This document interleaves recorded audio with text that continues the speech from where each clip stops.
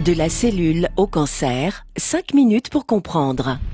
Plus de 60 000 milliards de cellules composent le corps humain. Ce sont elles qui forment les tissus constituant nos organes, comme le foie, le cœur ou les poumons.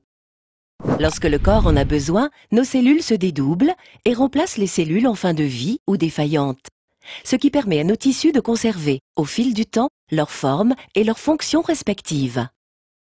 Toute cellule est donc programmée pour se multiplier et mourir.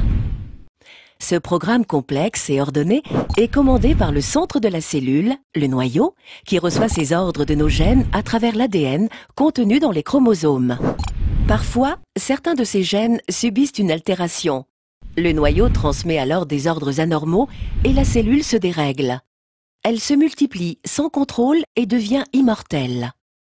Chaque nouvelle cellule réalisée comporte le même défaut.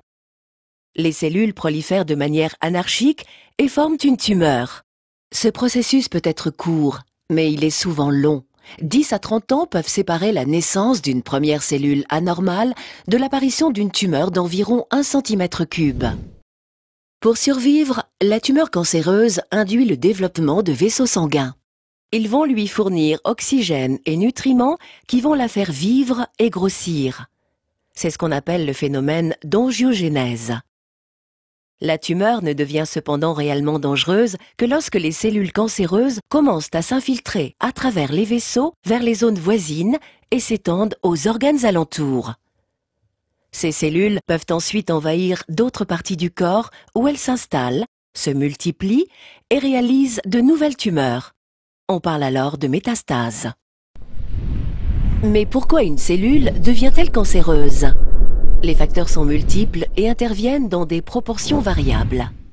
Ont été identifiées des anomalies génétiques héréditaires, l'exposition à certains virus, HIV, hépatite B, C et D, papillomavirus, virus d'Epstein-Barr, ou à des agents toxiques, produits chimiques, rayonnement, soleil, mais aussi à une mauvaise hygiène de vie comme la consommation d'alcool, de tabac, une alimentation trop riche en graisse et pauvre en fruits et légumes. Aujourd'hui, dans le monde, plus de 25 millions de personnes vivent avec le cancer. 7 millions en meurent. La maladie représente la première cause de mortalité avant 65 ans. Le cancer du poumon est le plus répandu, suivi du cancer du sein, du cancer colorectal, de l'estomac et de la prostate.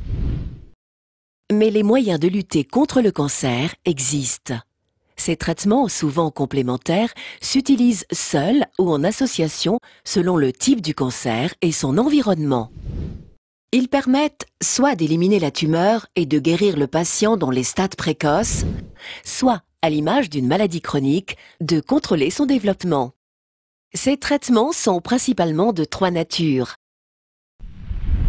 La chirurgie, qui consiste à ôter la tumeur, partiellement ou dans sa totalité.